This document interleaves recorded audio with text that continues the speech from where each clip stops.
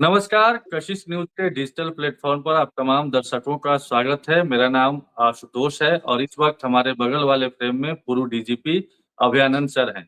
इनसे बिहार में हाल के दिनों में जो घटनाएँ बढ़ी है, इस पर बातचीत होगी। इस पर भी बातचीत होगी चूँकि इन्हीं के कार्यकाल के दौरान शेरू और चंदन दोनों पकड़े भी गए थे। 2011 से 14 के बीच की ही ये घटना है जब वो लोग लाइमलाइट में आए थे। तो इन सारे बिंदुओं पर इनसे बातचीत होगी। शुरुआत करते हैं अभयानंद सर, बिहार में हाल के दिनों में जो घटनाओं में इज़ाफ़ा देखा गया, इसके पीछे का रीज़न क्या देख पा रहे हैं सर आप?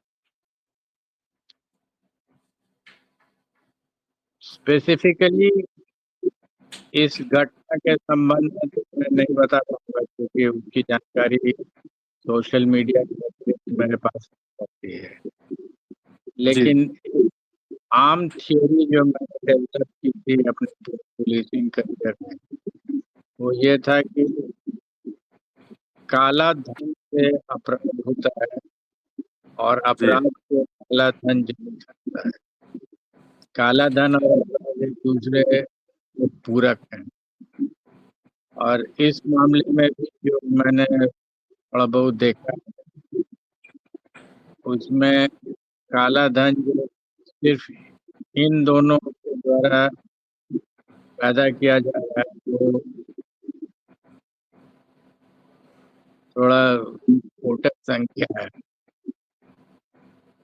तो अगर पुलिसिंग को इस क्राइम क्राइम पर नियंत्रण रखना है, तो काला जी, धन, जिसके लिए मैंने अपने कार्यकाल में आर्थिक अपराध इकाई और पीएमएलए के माध्यम से पीएमएलए के कानून को इम्प्लीमेंट करा, ईडी के डायरेक्ट रास्ता मुझे मिला नहीं था। तो वो सब जो एक्टिविटीज की गई थी, उसका कुछ असर पड़ा। वो बहुत तेजी से आगे बढ़ाने का था। इनफैक्ट काला धन में साइबर का भी विस्तार हो गया है। साइबर अपने आप में छोटा सा अपराध था, बट वो बढ़ करके काला धन को विजिट करने का बहुत बड़ा माध्यम हो गया। उसका जी। एक केस मुंगेर में मिला था जब मैं DCP था, और वहाँ के एसपी ने स्वयं कंप्यूटर के जानकारी और बहुत बढ़िया डिटेक्ट किया था उसका। फिर उसी तरह की चीज़ भी आई है। एक एक्सचेंज बन गया है, करोड़ों का लॉस टेलीफोन डिपार्टमेंट्स को हुआ, प्राइवेट या सरकारी। तो ये सब ऐसा नहीं कि पहली बार है। आई हैड सीन दिस, उसकी झलकियां मिली थी उस समय। और यही कारण था कि मैं कोशिश कर रहा था कि आर्थिक अपराध इकाई को एक प्रोफेशनली कॉम्पिटेंट और सशक्त यूनिट बनाया जाए। जी। जब एक बार रिटायर कर गया तो मेरी इन सब चीजों से खत्म हो गया, तो याद है वो नाम। एक एक एक सर एक बात है जैसे बिहार में और यूपी में कहा जाता है कि लॉ एंड ऑर्डर के मामले में या कई बार खबरें हम लोग देखते हैं कि गैंगस्टर लोग थाने में सरेंडर करने आ रहे हैं कि मुझे मारिए मत, मैं सरेंडर कर रहा हूँ। एक वहाँ की मतलब यूपी के बारे में बात मैं बता रहा हूँ। लेकिन यहाँ पर गैंगस्टर सीसीटीवी में दिखते हुए मतलब अब खुद को दिखा रहे हैं कि मैं ये घटना करने जा रहा हूँ। तो दोनों में क्या मतलब कोई पॉलिसी में अंतर है, इस वजह से एक जगह मनोबल हाई है और दूसरी जगह डरे हुए हैं गैंगस्टर? आप जिस ओर इंगित कर रहे हैं, उस दिशा में मेरा एक प्रश्न है आपसे। जी, इनफैक्ट दो प्रश्न। जी, एक है कि अगर आप गैंगस्टर उसी को बोलते हैं जिसकी बंदूक में, जिसके पिस्टल में, जिसके बंदूक में अग्नास्त्र में शक्ति है, तो ठीक है, आप उसको डरा दे सकते हैं। लेकिन बहुत सारे गैंगस्टर्स हैं इसी स्टेट में जो उनकी कलम में शक्ति है, उनकी बुद्धि में शक्ति है, और वो दिन रात इससे कहीं बड़े पैमाने पर काला धन सृजित कर रहे हैं।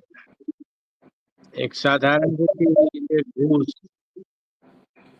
कौन वक्त नहीं बीतता है, कौन मोमेंट नहीं बीतता है इस राज्य में, जब 10 रुपए से लेकर के बस करोड़ों में पैसा घूस के थ्रू कमाया जाता है।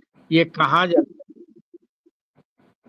ये अपराध को बढ़ावा दे रहा है, और उसको आप नहीं मार सकते। हम जानते हैं कि कौन लोग हैं जो घूस कमा के जमीन खरीदते जा रहे हैं, और वो ताकतवर लोग हैं। ताकतवर इन द सेंस कि समाज में या तो राजनीतिक शक्ति है या प्रशासनिक शक्ति है, पैसा कमाने में पीछे नहीं है। और ये जितने गैंगस्टर्स हैं उनको कंट्रोल करते हैं। तो फिर उस पर चर्चा क्यों नहीं करनी चाहिए? उनको आप ये जो लॉजिक है कि हम मार देंगे, तो ये सरेंडर करने वाले तो नहीं।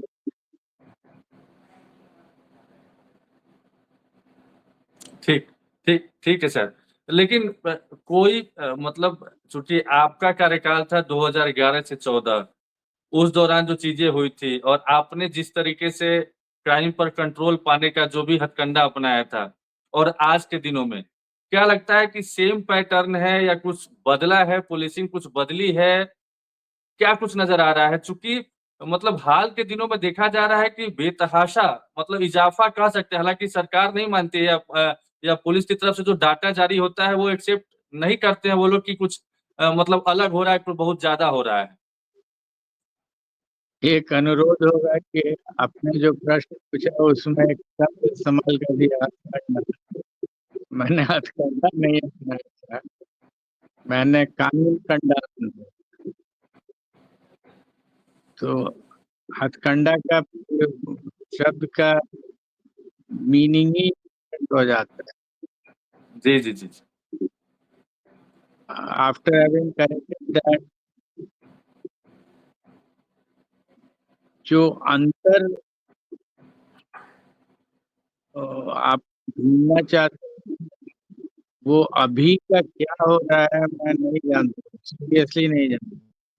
जी, और मैं सोशल मीडिया के रिपोर्ट्स पर कोई प्रोफेशनल कमेंट नहीं करना चाहता। जी, जो उस समय मैंने किया था जी, वो था, जो मैंने अभी बताया आपको, कि काला धन को अगर हम लोग चेक करें, ब्लैक मनी, तो क्राइम में कंट्रोल आएगा। ये एक हमारे रिटायरमेंट के बाद जी, शराबबंदी जो प्रक्रिया अपनाई गई या कानूनी रूप से इसको लाया गया है, उसने भी काफी ब्लैक मनी जनरेट किया। और उसका एक बुरा असर ये भी पड़ा है कि ड्रग्स, यंगर जनरेशन में ड्रग्स का पेनिट्रेशन बहुत अधिक हुआ है। जी, इस पर आई डो नॉट नो कि कोई प्रोफेशनल स्टडी हुआ है या, बट आमतौर पर जिस समाज में मैं रह रहा हूँ, उन लोगों से मिल रहा हूँ, उन लोगों की यही सोच है कि आज शराबबंदी से काला धन बहुत जनरेट हुआ है। एक तो सीधे सीधे जो रेवेन्यू आता है वो रेवेन्यू खत्म हो गया, तो वो भी काला धन हो गया। बिल्कुल। और दूसरा था कि कानून के रास्ते से ही ट्राई किया जाएगा रोकने का। और वो मैंने प्रयास किया था, ऊपर वाले की कृपा थी कि रिजल्ट मिले।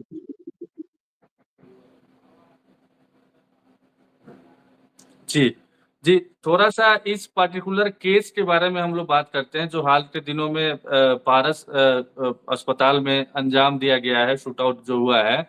उसमें चूंकि जो शेरू और चंदन गैंग की बात सामने आ रही है बक्सर में, उन लोगों का एक तरीके से उदय कह सकते हैं कि 2011 में ही राजेंद्र केसरी चूना व्यवसायी जो थे उनकी हत्या के बाद ये लोग सुर्खियों में आए थे और उसके बाद बैक टू बैक कई घटनाओं को इन लोगों ने अंजाम दिया था। उस समय बिहार के डीजीपी आप हुआ करते थे, तो कैसे क्या रहा था उस दौरान?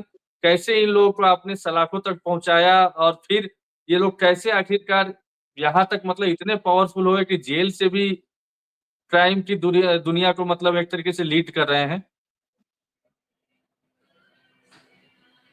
एक थियरी मैंने डेवलप की थी क्राइम के बारे में जब मैं एसपी बेतिया था, वो आज भी वैलिड है और इस केस में भी वैलिड है। ये क्राइम जो उन लोगों ने किया है बेतिया में भी किडनैपिंग्स होते थे और धड़ल्ले से होते थे, मतलब एक दिन में 5-5 किडनैपिंग हो जाती। तो मैंने जब उसको समझने की कोशिश की तो पाया कि ये किडनैपिंग रैंसम के लिए नहीं होता। यहाँ भी जो ये मर्डर हो रहे हैं, ये इससे को डायरेक्टली पैसा नहीं मिलता है। कोई कहे कि मैंने इतना रुपया दिलवा दिया मर्डर कराने के लिए, तो वो अमाउंट बहुत ईगर होता है, छोटा होता है। इन सब मर्डर और किडनैपिंग से जो बेटियां में हो रहा है, उससे फियर क्रिएट होता है। एक आम आदमी पर फीलिंग क्रिएट होता है कि यही गैंग है जो पैसा अर्न करेगा और अगर मांगेगा तो आपको देना होगा। जी। ये चीज मैंने समझी थी वहाँ कि kidnapping are not for ransom, they are for creating fear in the minds of the people. And then there could be illegal sources of black money जिस पर इनका कंट्रोल होना चाहिए। वहाँ भी वही था। बेतिया में मैंने 1991 में समझा था कि शुगर केन का जो चालान है वो एक मेजर सोर्स था। चिप्स का माइनिंग जो है मास्टर्स से, वो एक सोर्स था। Selling of forest trees, Bettiah में बहुत सुंदर फॉरेस्ट है, उसको आप गिरा दे रहे हैं, बेच रहे हैं, तो ये एक सोर्स है। इस तरह के और एक दो सोर्सेस थे। तो मैंने देखा कि अगर हम इन ब्लैक मनी सोर्सेस को प्लग करेंगे तो इनकी आर्थिक स्थिति कमजोर होगी और मेरा प्रॉब्लम सॉल्व होगा। ये एक थियरी मैंने डेवलप किया था 10-15 दिन वहाँ जब पोस्टिंग हुई थी, तो क्योंकि वहाँ बात होती थी फिरौती करेगा पर, तो मैंने क्वेश्चन मार्क लगाया कि ये अपहरण फिरौती के लिए है या डर पैदा करने के लिए। और मेरा जी। निष्कर्ष है कि ये डर पैदा करना है, जिससे कि ब्लैक मनी जनरेशन के जो सोर्सेस है उस पर उनका कंट्रोल। सेम लॉजिक अप्लाई है। जी। एक एक चीजें जो मतलब अपराधियों के जेहन मतलब साइकोलॉजी हम समझने की कोशिश कर रहे हैं कि जो पेशेवर अपराधी होते हैं उनको मतलब एक बार अपराध को अंजाम देते हैं, किसी भी घटना, अपहरण हो, रंगदारी की वारदात हो या हत्या हो, जो भी हो, और जेल चले जाते हैं, फिर निकलते हैं जमानत पे बाहर और फिर वही करते हैं। तो आखिर उन लोगों के ज़हन में जेल जाने का खौफ क्यों नहीं रहता है? क्या उनको पता है कि मतलब हम निकल जाएँगे, मतलब ये कानून में क्या कुछ लूप होल समझ पा रहे हैं क्या कि इसी वजह से इसका फ़ायदा बेजा उठा रहे हैं अपराधी? इसका आंसर बेस्ट दिया जा सकता है इन असली डिबेट, जनता के प्रतिनिधि लोग, क्योंकि कानून उन्होंने ही बनाया है। और अगर जी। उनको लगता है कि कानून में कुछ ऐड करने की जरूरत है तो वो असेंबली में बैठे और डिबेट करके ऐड करें। ये रिटायर्ड पुलिस ऑफिसर लोग नहीं बता सकते हैं, क्योंकि वो रिप्रेजेंटेटिव नहीं है पीपल। और जो आपका कंसर्न है वो सही है। मेरा भी वही कंसर्न है कि कहीं कुछ कमी तो नहीं। एक अच्छा। सजेशन मैंने एक चैनल पर दिया था जी। कि अब जैसे वो सजा मिली थी जी। हैंगिंग की और वो कन्वर्ट हो गई। जी। इसको जी। मैं ये चाहता कि ऐसा क्यों हो जाता है कि लोअर कोर्ट हैंगिंग दिया तो अब ऊपर वाले को लगता है कि कुछ तो रियायत देनी ही चाहिए, जबकि एविडेंस है तभी तो उसको कन्विक्शन आ जाता है और हैंगिंग कन्वर्ट हो जाता है लाइफ। मैंने दूसरे कंट्रीज का भी देखा है, तो वहां जी। पर सजा जो है वो पर्टिकुलर केस के इंटेंसिव नहीं होता है। वो होता है उसके अपब्रिंगिंग पर कि जो बचपन से लेकर के बिहेवियर रहा है उस पर होता है। अगर ये कन्विंस हो जाए कि ये उसको करने वाला व्यक्ति है, क्योंकि आप गौर कीजिएगा जेल जो है वो रिफॉर्मेटरी के रूप में लाया गया। ये जेल में जाकर कि उसके बिहेवियर में चेंजेस आए। अगर वो बचपन से ही नहीं, क्राइम वो छोटे से ही कर रहा है, तो उसको रियायत नहीं मिलनी चाहिए। और हम लोग के यहाँ सिस्टम है कि उस पर्टिकुलर केस को स्टडी किया जाता है कि उसने रेयरेस्ट ऑफ रेयर क्राइम किया है कि नहीं। और होना ये चाहिए कि वो पूरे करियर भर, करियर मतलब बचपन से स्कूल में उसका क्या behaviour, that should be consistent. तो ये तो कानून नहीं कर सकते। आप कानून अच्छा। बनाइए। एक एक चीज समझना चाहेंगे कि आखिर जैसे कि एफआईआर रिपोर्ट होती है, एफआईआर दर्ज कराई जाती है, उसमें अरेस्टिंग होती है, उसके बाद वो आरोपी जेल जाता है। पुलिस का रोल कहाँ जाकर के खत्म होता है? क्या जेल चला गया, पुलिस का रोल खत्म, उसके बाद मतलब अदालती प्रक्रिया शुरू होती है, या फिर सजा दिलाने तक पुलिस का रोल है और शायद पुलिस इस पर ध्यान नहीं देती है? क्या है मतलब कानूनी पहलू इसका? कानूनी पहलू में अगर आप गौर करेंगे तो पुलिस ने अपना रोल किया था कि चार्जशीट फाइल किया और उसके बाद हमने अपने टेन्योर में कोशिश किया था कि इसको थोड़ा और आगे बढ़ाने, जबकि मेरे समकक्ष पदाधिकारियों के द्वारा काफी रिएक्शन हुआ कि पुलिस का काम ट्रायल कराना तो नहीं है, ये काम तो है जज साहब लोग का। बट क्योंकि मैं सीबीआई में काम किए हुए था, मैंने देखा था कि ट्रायल कैसे कराया जाता है और उसका इल्म भी था। अगर मात्र बिहार पुलिस में काम होता है तो ट्रायल कराने का इल्म भी नहीं। तो मैंने कराया जिसको speedy trial, speedy speed cancellation कुछ हद तक। लेकिन ये जुडिशरी का जो प्रोसेस है ना, ये लक्ष्य में लक्ष्य निकलता रहा। हर कोर्ट के ऑर्डर के अगेंस्ट में कुछ ना कुछ निकलता है, रिव्यू और कई तरह के नाम, बहुत तो शुरू भी नहीं है। सुप्रीम कोर्ट जाते जाते कई तरह के इश्यूज रेज होने लगते हैं।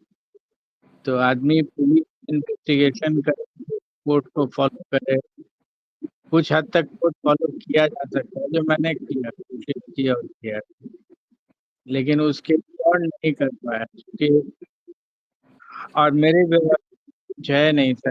वकील लोग आते हैं जिनका से कोई कनेक्शन ही नहीं रहता। सुप्रीम कोर्ट में जो मान लीजिए बिहार समझ के लॉयर, तो कोई कांटेक्ट तो रहता नहीं है। डिस्ट्रिक्ट एसपी से कांटेक्ट नहीं, वो अपने लेवल पर काम करते रहते हैं। काउंटर एफिडेविट फाइल करना हुआ तो पुलिस मैन को खबर लगती है, तो ये काउंटर एफिडेविट कर देता है जैसे। बट कोई एजेंसी है नहीं स्टेट की जो इसको फॉलो अप करे। अच्छा, एक शुरू में शुरुआत जो हम लोग ने की थी, बातचीत की शुरुआत जो की थी, उसी से रिलेटेड थोड़ा समझाएंगे कि अपराधियों के ज़हन में कानून का खौफ भरने के लिए क्या एनकाउंटर एक ज़रिया है? ये सवाल नहीं, इसलिए बिल्कुल पूछ नहीं रहे है, हैं क्योंकि बिल्कुल हाल नहीं है के दिनों वो। में इस चीज़ फॉरगेट के इट। जैसे नहीं ना हो है, या बिल्कुल नहीं है, बिल्कुल जी, नहीं है सर, नहीं है, बिल्कुल नहीं है। एनकाउंटर को लीगलाइज कर दीजिए असेंबली में पास करके या पार्लियामेंट में पास करके, तो पुलिस कर देगी, उसके बाद देखिए क्या निकलता है।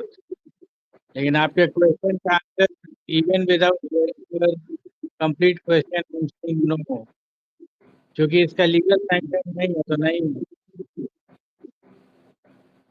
खैर हम लीगल पहलू पे नहीं ये मतलब उसको डीपली नहीं ये कर रहे हैं हम, जैसे कि एक आम नागरिक की तरह जो परसेप्शन है, जैसे हाल के दिनों में मैं अपना एग्जांपल देता हूँ।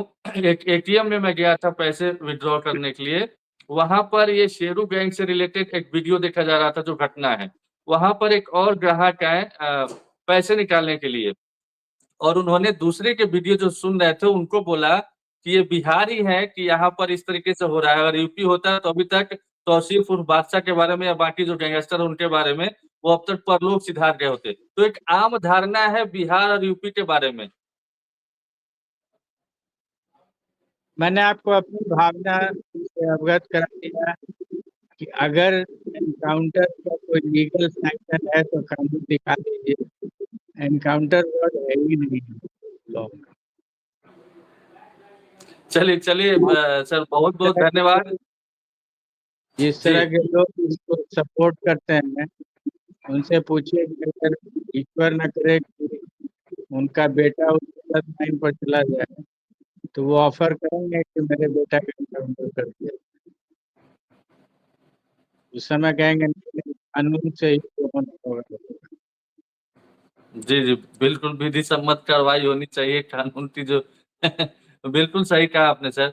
बहुत बहुत धन्यवाद अभयानंद सर, आप हमारे साथ जुड़े और क्राइम से रिलेटेड और जो घटनाएं हुई थी शेरू चंदन गैंग से रिलेटेड और बाकी ओवरऑल जो भी घटनाएं हो रही उस पर अपनी राय रखी। बहुत बहुत धन्यवाद। नमस्कार सर।